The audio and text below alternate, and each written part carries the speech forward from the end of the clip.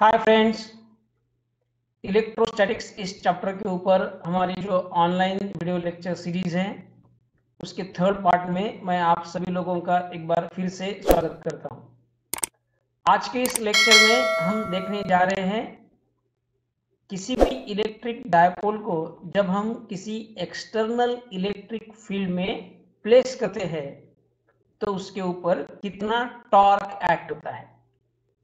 तो हम इस वीडियो लेक्चर की शुरुआत में सबसे पहले तो इलेक्ट्रिक डायपोल क्या होता है, what is the concept of electric dipole, उसको स्टडी करेंगे और उसके बाद में देखेंगे कि जब किसी इलेक्ट्रिक डायपोल को हम किसी एक्सटर्नल इलेक्ट्रिक फील्ड में अगर प्लेस करते हैं तो उसके ऊपर कितने फोर्सेस एक्ट होते हैं, वो फोर्सेस किस तरह से डायपोल के ऊपर टॉर्क एक्ट करते हैं और फाइनली हम ये देखेंगे कि इस टॉर्क का डायपोल के ऊपर क्या इफेक्ट होता है।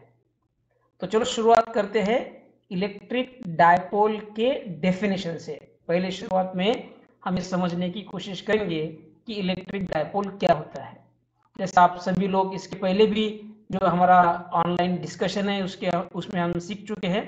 मानो समझो कोई यहाँ पे टू चार्जेस है और दोनों चार्जेस इस तरीके से है कि दोनों का मैग्नीट्यूड सेम है मगर उनका नेचर अपोजिट है। जैसा आप डायग्राम में देख सकते हैं, यहाँ पे दो चार्जेस है, उसमें से एक चार्ज है प्लस क्यू, दूसरा चार्ज है माइनस क्यू। दोनों का मैग्नीट्यूड क्यू इतना है और एक चार्ज जो है वो उसका नेचर प्लस है, यानी वो चार्ज प्रोटॉन की तरह है, और दूसरा जो चार्ज है उसका नेचर पहले वाले चार्ज से अपोजिट है, तो हमने उसको माइनस क्यू बताया है।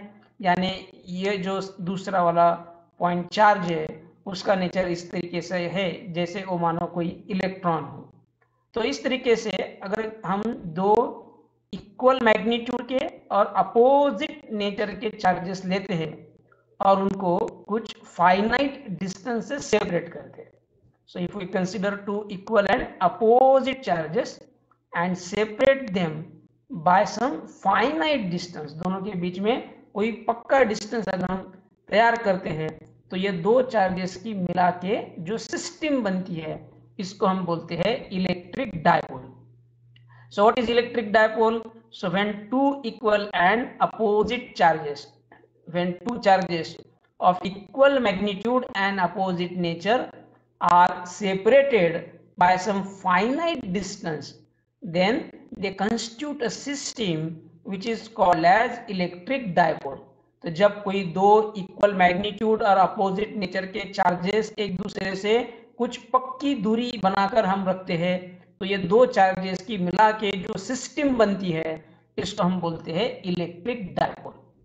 तब इस इलेक्ट्रिक डायपोल के क्या क्या कैरेक्टरिस्टिक्स होते हैं इनको जरा हम एक बार ठीक से समझने की कोशिश करेंगे। सबसे पहले हम क्या करेंगे, ये जो दो चार्जेस है डायपोल में, एक वाला प्लस क्यू और दूसरे वाला माइनस क्यू, ये दोनों को जोड़ने वाली एक स्ट्रेट लाइन ड्रॉ करते हैं।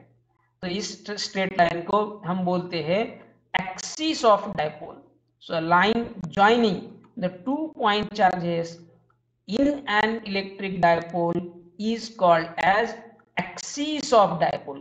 तो डायपोल जो दो चार्जेस को मिला के बना है वो दो चार्जेस को जोड़ने वाले लाइन को हम उस डायपोल का एक्सिस ऐसा बोलते हैं।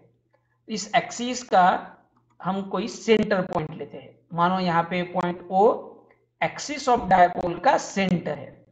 तो इस सेंटर से किसी भी एक चार्ज की जो दूरी है उसको हम यल से दिखाते हैं। तो O पॉइंट से प्लस क्यू, ये चार्ज यल इतने डिस्टेंस पे है और माइनस क्यू ये वाला चार्ज भी यल इतनी ही दूरी पे है। जैसे मैंने आपको पहले ही बोला था कि O पॉइंट हम कहाँ पे ले रहे हैं, दो चार्जेस के बीच में जो डिस्टेंस है उसके सेंटर पे ले रहे हैं। O पॉइंट अगर सेंटर है तो जाहिर सी बात है, एकदम सिंपल बात है कि O पॉइंट से प्लस क्यू की दूरी और माइनस क्यू की दूरी इक्वल होगी। चलो इस दूरी को, इस डिस्टेंस को हम बोलते हैं L. We denote this distance of any one charge from the centre of the dipole by capital L. तो डायपोल की पूरी लेंथ कितनी होगी, so L plus L it will become equal to 2l। So this 2l is called as dipole length. दो charges के बीच में का ये जो डिस्टेंस है the distance between the two charges in an electric dipole is denoted by 2L. Okay.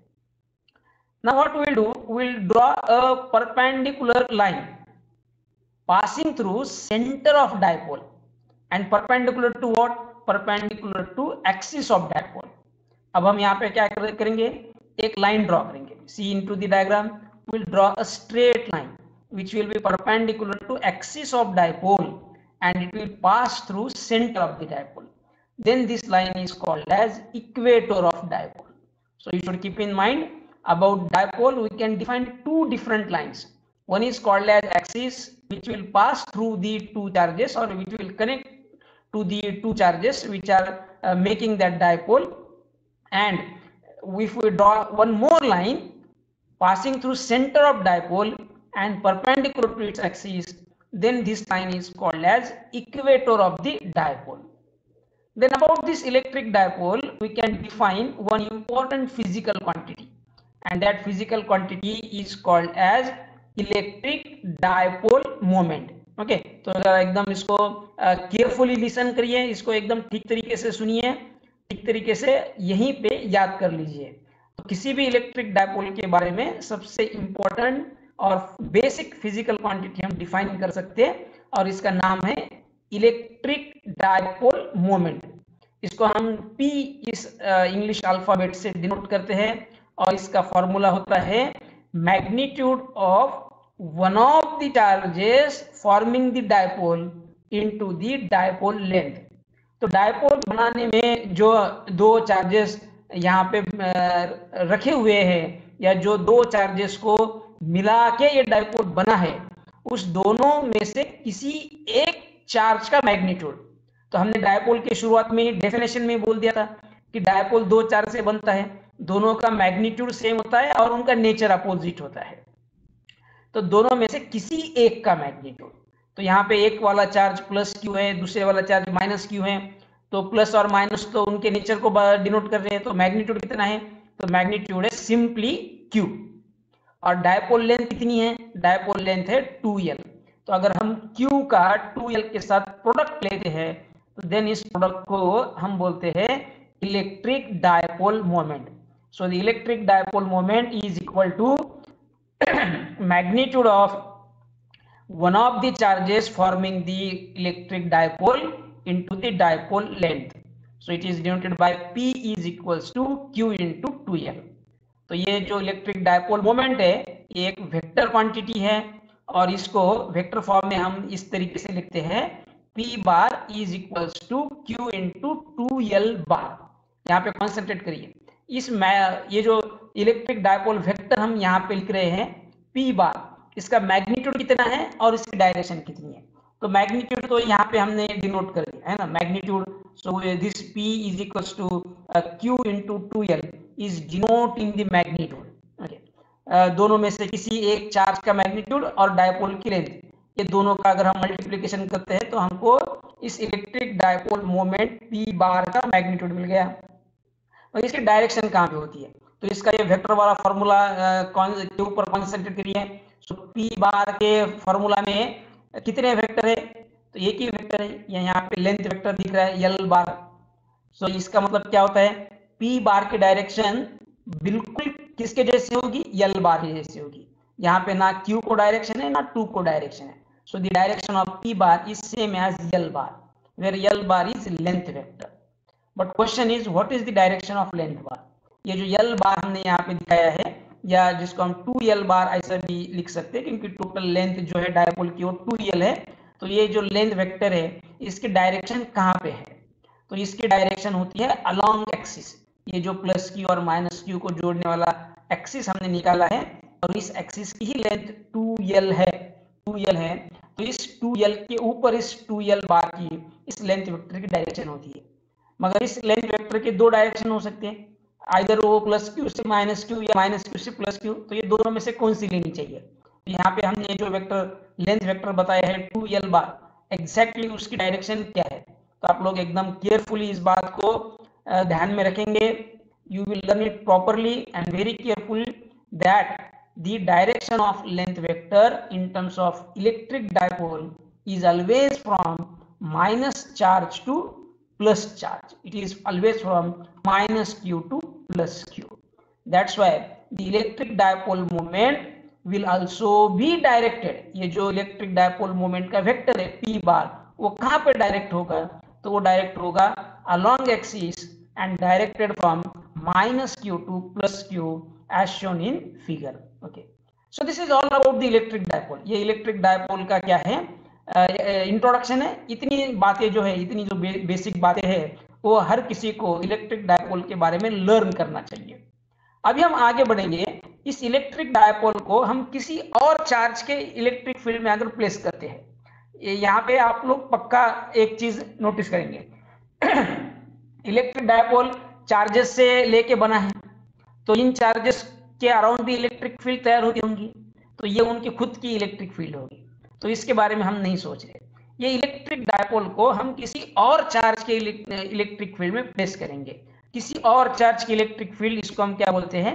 External electric field. Now we will take the same dipole and place it into some external electric field. For that, consider that there is an electric field as shown in figure whose magnitude is capital E and which is directed, you can see into the diagram, the electric field is directed from left hand side to right hand side. Okay, so it is parallel to eyes, or it is parallel to plane of the paper, and it is directed from left to right.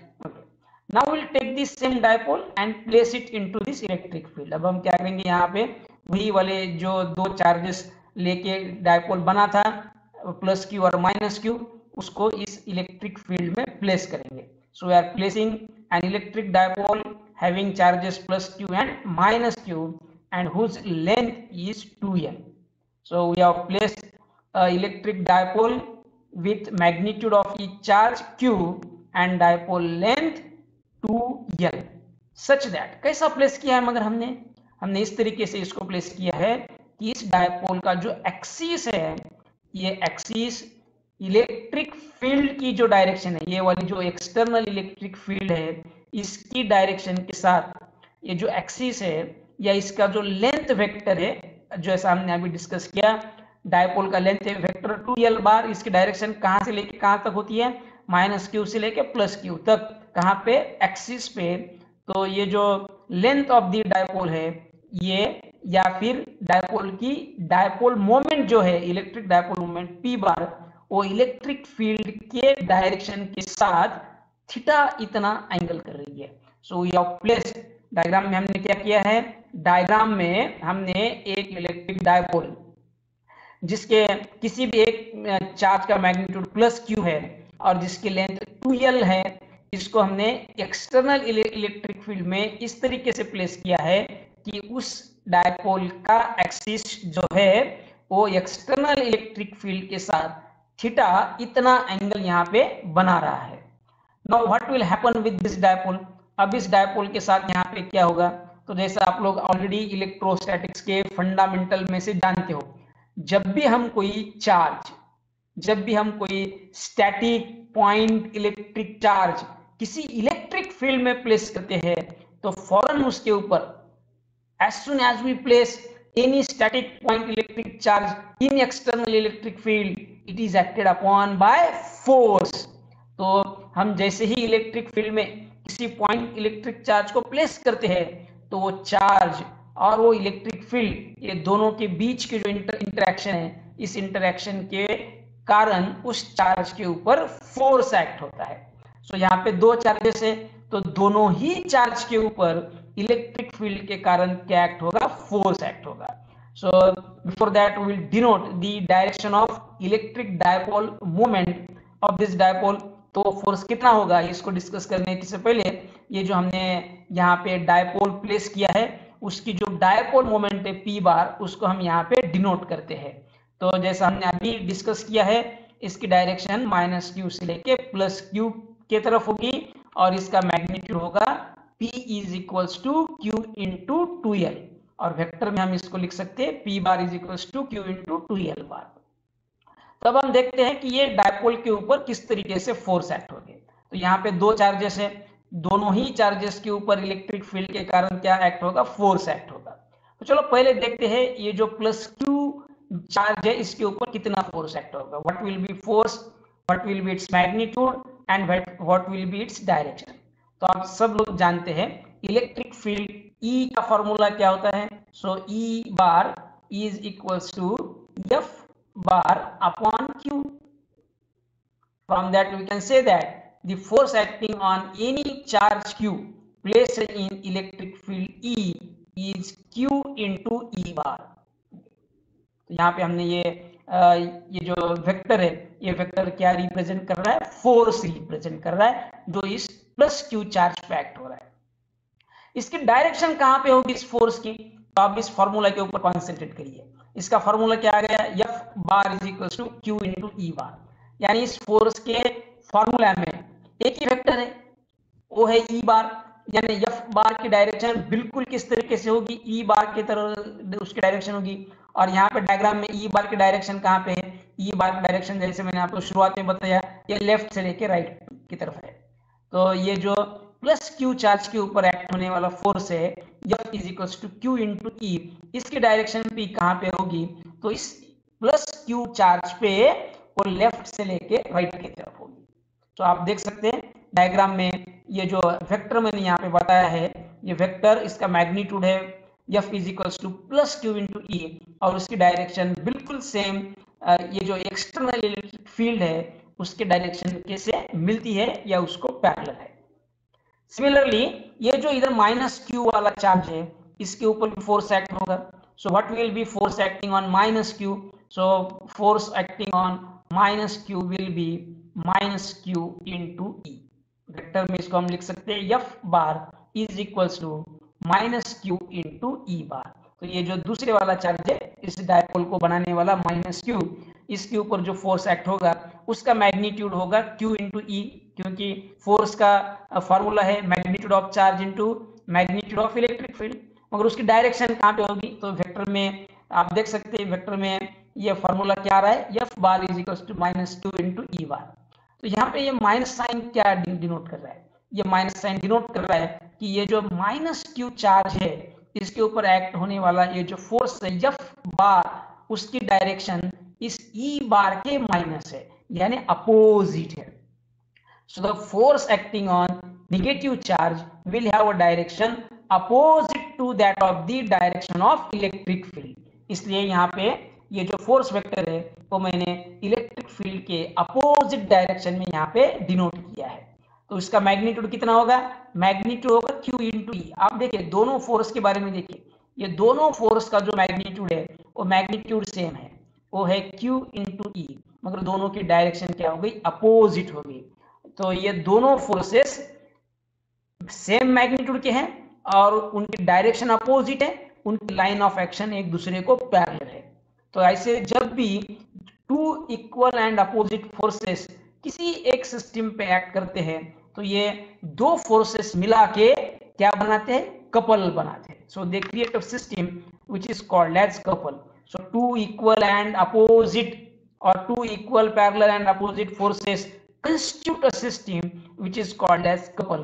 and what is the effect of couple, effect of couple is to rotate the things। तो किसी भी चीज के ऊपर जब कोई couple act होता है तो वो कपल उस चीज को क्या करता है, रोटेट करता है।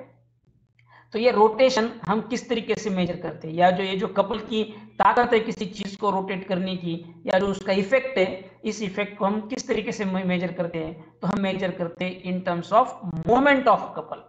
And this moment of couple is given as, what is formula of this moment of couple, or this moment of couple is also called as torque। Okay, you have to keep in mind that the moment of couple is also called as torque। Moment of couple is also called as torque and it is denoted by Greek alphabet tau। So how this effect is measured, इसको हम किस तरीके से measure करते हैं, what is formula of this torque. So this torque is given as, keep this in mind, you have to remember this formula, very simple formula, torque of any couple. और ये बार बार लगने वाला है, आपने देखा होगा कि पहले ही हम magnetic effect of electric current इस चैप्टर को लर्न कर चुके हैं, वहां पे भी ये फॉर्मूला हमें बार बार लेना पड़ा था। और जो पेपर 1 है फिजिक्स का, उसमें भी जो हमारा फोर्थ चैप्टर है वहां से हमने फार्मूला एक्चुअली लिया है, वहां पे इसको पहली बार हमने सीखा था। तो क्या है ये फार्मूला? एकदम सिंपल फार्मूला है। मैं उम्मीद करता हूं आप लोग बिल्कुल इसको यहीं पे याद कर लेंगे और आप में से बहुत सारे लोगों को पहले से ही याद होगा। So the torque of dipole or the moment of couple can be given as, so the torque acting on this dipole, ये जो दो फोर्सेस यहाँ पे एक्ट हो रहे हैं plus Q E and minus Q E, ये इक्वल अपोजिट है, एंटी पैरेलल है, ये दोनों मिला के जो टॉर्क बना रहे हैं, उस टॉर्क को हम किस तरीके से मेजर कर सकते हैं? तो उसका फॉर्मूला है the torque tau is equals to magnitude of one of the forces producing torque. तो ये जो दो फोर्सेस यहाँ पे टॉर्क प्रोड्यूस कर रहे हैं, ये दोनों में से किसी एक का मैग्नीट्यूड और उसको मल्टीप्लाई करते हैं मोमेंट आर्म से, and it is multiplied by moment arm. So what is torque acting on dipole? The torque acting on dipole is given as, the torque acting on dipole is given as, so listen formula carefully, take down note of this formula, that torque is equals to magnitude of one of the forces producing torque. तो torque produce करने वाले जो दो forces है उनमें से किसी एक का मैग्नीट्यूड है, आप लोग जानते हैं दोनों का मैग्नीट्यूड सेम है, इसलिए किसी एक का magnitude multiplied by moment arm. तो अब यहाँ पे मोमेंट आर्म क्या होती है? तो ये मोमेंट आर्म, ये जो दो पैरेलल फोर्सेस है उनमें का परपेंडिकुलर डिस्टेंस होता है। So what is moment arm? Moment arm is perpendicular distance between the two forces which are producing torque. तो ये जो कपल या जो ये जो टॉर्क है, ये टॉर्क बनाने वाले जो दो फोर्सेस है, जैसा आप लोग देख सकते हैं यहाँ पे ये वाला एक फोर्स है और ये एक ये वाला फोर्स है, ये दोनों फोर्स में का अगर हम परपेंडिकुलर डिस्टेंस निकालते हैं तो इस परपेंडिकुलर डिस्टेंस को हम बोलते हैं मोमेंट आर्म। तो इस मोमेंट आर्म को जब हम दोनों में से किसी एक फोर्स के मैग्नीट्यूड के साथ मल्टीप्लाई करते हैं तो हमको मिलता है torque acting on that dipole. So torque is equals to magnitude of one of the forces producing torque multiplied by the moment arm। तो पहले हम यहाँ पे ये मोमेंट आर्म कितनी है इसको कैलकुलेट करने की कोशिश करेंगे, क्योंकि ये मोमेंट आर्म क्या है? एक ये मोमेंट आर्म, ये दो जो फोर्सेस की लाइन ऑफ एक्शन है जो एक दूसरे को पैरेलल है, इनमें का डिस्टेंस है। तो कैसा ये डिस्टेंस को हम कैलकुलेट कर सकते हैं? तो हम क्या करेंगे, किसी एक चार्ज में से एक परपेंडिकुलर डालेंगे दूसरे वाले फोर्स के लाइन ऑफ एक्शन पे। तो ये जो एफ बार है, ये प्लस क्यू ई वाला जो एफ है, प्लस क्यू के ऊपर एक्ट होने वाला, हम क्या करेंगे उसके किसी एक पॉइंट से ये जो माइनस क्यू ई वाला जो फोर्स है उसके लाइन ऑफ एक्शन पे परपेंडिकुलर ड्रॉ करेंगे। सो you can C into the diagram, will draw a perpendicular from one force to the line of action of other force। तो हमने यहाँ पे ये परपेंडिकुलर डाल दिया। ओके, तो अब यहाँ पे हमें एक ट्राइंगल मिलेगा। चलो हम इस ट्राइंगल को नाम देते थे, इसका वर्टेक्स यानी हमारा पहला जो चार्ज है प्लस क्यू वहां पे होगा, so let it be called a, minus Q वाला जो वर्टेक्स है इसको लेंगे बी, और ये जो परपेंडिकुलर मीट कर रहा है दूसरे फोर्स के लाइन ऑफ एक्शन के साथ, इस पॉइंट को हम नाम दे देते C. So you can see that this angle will be 90 degree, as we had already defined this angle was theta। so now we have got a right angle triangle। तो अब यहाँ पे हमें एक राइट एंगल ट्रायंगल मिल गया है जिसमें हमें क्या कैलकुलेट करना है? हमें मोमेंट आर्म कैलकुलेट करनी है। सो मोमेंट आर्म क्या है? मोमेंट आर्म ये दो फोर्सेस में का परपेंडिकुलर डिस्टेंस है। तो आप यहाँ पे डायग्राम में देख सकते हैं ये डिस्टेंस बराबर होगा AC के लेंथ के। So the moment arm is perpendicular distance, and from diagram it is equal to length of the side AC। चलो इसको कैलकुलेट करते हैं। इसको कैलकुलेट करने के लिए ये वाला जो ट्रायंगल है, राइट एंगल ट्रायंगल ABC, इसको यूज करेंगे। So we basically wanted to find out the length of the side AC, and for that we will use the triangle ABC, in which the known quantities are length of the side AB, which is equals to 2L, and the second known quantity is angle theta made by the axis of dipole AB with respect to direction of electric field E bar। So we use these two quantities, हम theta और 2L को use करके ये जो moment arm AC है इसको calculate करने की कोशिश करेंगे। इसके लिए चलो हम कंसिडर करते हैं this right angle triangle ABC in which we will define sine of theta. So from diagram you can see that the sine of theta is equals to opposite side AC upon the hypotenuse AB. From that we can say that sine of theta is equals to AC upon 2L, क्योंकि AB की length equal to क्या है, length of the dipole. So sine of theta is equals to AC upon 2L. From that we can say that the moment arm AC is equals to 2L sine theta. So we get the moment arm. So now we can calculate torque acting on the dipole, which is ultimate aim of our today's lecture. So the we will put value, हम दोनों में से एक force का magnitude रखते हैं इस formula में और मोमेंट आर की वैल्यू रखते हैं. So we'll get that tau is equals to magnitude कितना है दोनों में से किसी एक फोर्स का, वो है Q इंटू ई, और उसको किससे मल्टीप्लाई करना है, मोमेंट आर्म से, और मोमेंट आर्म हमको कितनी मिल गई 2L sin theta. So we get tau is equals to, so we are getting the expression for the torque now. Now concentrate here. Tau is equals to Q into E into 2L sin of theta. इसको rearrange करते हैं हम. So we'll rearrange it in such a way that ये जो 2L है इसको Q के साथ मल्टीप्लाई करते हैं और E को sin थीटा के साथ. सभी क्वांटिटीज मल्टीप्लिकेशन में है तो हम ऐसा कर सकते हैं. So tau is equals to we'll get Q into 2L. Q into 2L को हमने यहाँ पे क्या कर दिया, कंबाइन कर दिया. इनटू क्या रह जाएगा यहाँ पे, E sin of थीटा. तो ये Q into 2L क्या है, आप सभी लोगों को याद होगा, यही हमारी इलेक्ट्रिक डायपोल मोमेंट P बार है, जो हमने ऑलरेडी इस लेक्चर के शुरुआत में जब हम डायपोल को समझ रहे थे वहां पे हमने इसको डिफाइन किया था.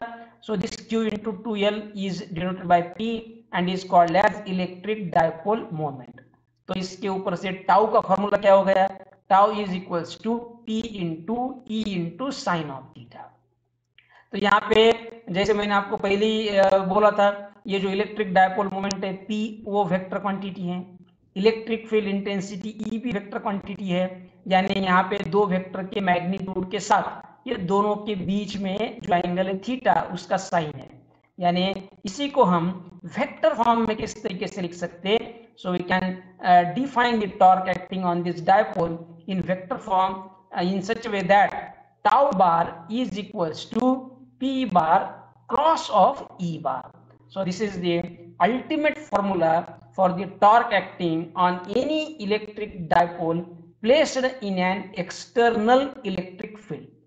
चलो हमें इलेक्ट्रिक डायपोल के ऊपर कितना टॉर्क एक्ट होगा इसका फॉर्मूला तो मिल गया, मगर ये टॉर्क का इफेक्ट क्या होगा. तो मैंने जैसे आपको पहले ही बोला था, कोई भी टॉर्क जब किसी भी चीज के ऊपर एक्ट होता है तो उसकी कोशिश उस चीज को रोटेट करने की होती है. तो ये जो टॉर्क है, ये टॉर्क भी इस डायपोल को, उसको हमने जिस पोजीशन पे प्लेस किया था वहां से रोटेट करने की कोशिश करेगा. सो दी टॉर्क और the moment of this couple will try to rotate the dipole from the place where it was placed into electric field. तो ये जो डायपोल है, ये डायपोल को ये कपल या ये जो टॉर्क है रोटेट करेगा. ये रोटेशन कैसा होगा, तो ये रोटेशन कौन से डायरेक्शन में होगा, इसका मैग्नीट्यूड कितना होगा, ये हमें मिलता है ये वाले फॉर्मूला से. Tau is equals to P bar into E bar. तो यहाँ पे देखिए ये डायग्राम में यहाँ पे क्या कर रही है, P बार की डायरेक्शन बताइए. ये वाला जो इलेक्ट्रिक डायपोल मोमेंट का वेक्टर है ये यहाँ पे इस डायरेक्शन में एक्ट हो रहा है, और ये E बार वेक्टर है, इलेक्ट्रिक फील्ड वेक्टर है या इलेक्ट्रिक फील्ड की डायरेक्शन को रिप्रेजेंट करने वाला वेक्टर है. तो ये डायपोल के ऊपर ये जो दो वेक्टर मिला के जो टॉर्क एक्ट करेंगे उसके कारण जो रोटेशन होगा वो किस तरीके से होगा, what will B direction of its rotation. So that is given by right hand thumb rule, and आप लोग उसको जानते हो. तो राइट हैंड थंब रूल के ऊपर से आप लोग इजीली यहाँ पे प्रेडिक्ट कर सकते हैं कि ये जो डायपोल है ये P से लेके E की तरफ रोटेट होगा. And how the sense of rotation will be, तो आप देख सकते हैं यहाँ पे जो एरो है, ये एरो इस डायपोल के सेंस ऑफ रोटेशन को रिप्रेजेंट कर रहे हैं। तो जैसे हम इलेक्ट्रिक डायपोल को इस इलेक्ट्रिक फील्ड में, एक्सटर्नल इलेक्ट्रिक फील्ड में कोई थीटा इतना एंगल बना के प्लेस करेंगे, तो प्लेस करते बराबर उसके ऊपर इस इलेक्ट्रिक फील्ड के कारण जो टॉर्क एक्ट होगा, वो टॉर्क इस डायपोल को उसकी इस पोजीशन से इस तरीके से रोटेट कर देगा, and the dipole finally will be rotated to a new place. So this is how you can understand what is the direction or what is the effect of dipole, what is the effect of torque acting on dipole. So due to this torque, the dipole will be rotated. ये torque के कारण ये dipole किस तरीके से rotate होगा, इसको आप एक बार फिर से देख लीजिए। तो ये हमारा आज का लेक्चर यहाँ पे हम क्या कर सकते हैं, खत्म कर सकते हैं। You can see how this dipole is rotating due to the torque acting on it in electric field. ये वाला रोटेशन मैंने इलेक्ट्रिक फील्ड के बाहर बताया है, मगर एक्चुअली वो होगा कहाँ पे, तो वो इस इलेक्ट्रिक फील्ड के अंदर होगा, है ना। ये पूरी लाइंस के साथ मैं बताता तो शायद आपको ये रोटेशन समझने में थोड़ी सी दिक्कत हो सकती थी, इसलिए इसी डायपोल को मैंने यहाँ पे इलेक्ट्रिक फील्ड के बाहर बताया है। मगर आप लोग यहाँ पे सेंस रखेंगे कि ये वाला इस तरीके का रोटेशन किसके साथ घटेगा, तो ये जो डायपोल इलेक्ट्रिक फील्ड के अंदर मैंने बताया है उसके साथ घटेगा, है ना। तो यहाँ पे मैग्नीट्यूड क्या हो गया, वेक्टर फॉर्म में tau bar is equal to P bar into E bar, और इसका ये फॉर्मूला क्या होगा वेक्टर फॉर्म में, tau bar is equal to P bar into E bar, और मैग्नीट्यूड क्या होगा, मैग्नीट्यूड होगा P E sine of theta. So this is all about torque acting on electric dipole placed in an electric field. I hope आप सभी लोगों को ये lecture बहुत अच्छी तरीके से समझ में आया होगा, और इसके बारे में आपके जो भी कॉन्सेप्ट्स है या जो भी कुछ डाउट्स है वो यहाँ पे पक्का पूरी तरीके से क्लियर हुए होंगे। तो ये लेक्चर अगर आपको पसंद आया होगा तो इसको लाइक करिए, आपके दोस्त लोगों के साथ शेयर करिए, और चैनल को सब्सक्राइब करना बिल्कुल भी नहीं भूलिएगा। और साथ ही साथ इसके बारे में जो आपका फीडबैक है उसको कमेंट बॉक्स में जरूर पक्का मेंशन करिए। आपकी जो उम्मीद है, आपका जो अपेक्षा है इस लेक्चर से, जो आप चाहते हैं इसके इम्प्रूवमेंट के बारे में या कोई सजेशन के बारे में, तो उसको भी कमेंट बॉक्स में लिखिए। हम कोशिश करेंगे कि आने वाले लेक्चर में हम उसके अकॉर्डिंगली ही आपके डाउट्स को या आपके क्वेश्चंस को आंसर कर सके। So up to next lecture, इसके वो बाद का जो वीडियो लेक्चर है उसमें हम देखेंगे इलेक्ट्रिक डायपोल की पोटेंशियल एनर्जी कितनी होती है। अब ये रोटेट तो हो गया, अब इसको अगर हम रिस्टोर करते हैं, उसके ओरिजिनल पोजीशन पे लाके रखते हैं, तो उसके लिए हमको एक अपोजिटली डायरेक्टेड टॉर्क एक्ट करना पड़ेगा। तो इसके कारण उसमें कुछ वर्क डन परफॉर्म करके ही उस डायपोल को रिस्टोर किया जा सकता है। इस वर्क डन के कारण उस डायपोल में पोटेंशियल एनर्जी जनरेट होगी, तैयार होगी। ये पोटेंशियल एनर्जी कितनी होती है, इसके लिए जो एक्सप्रेशन है वो नेक्स्ट लेक्चर में हम डिराइव करेंगे। तब तक के लिए thank you and good bye.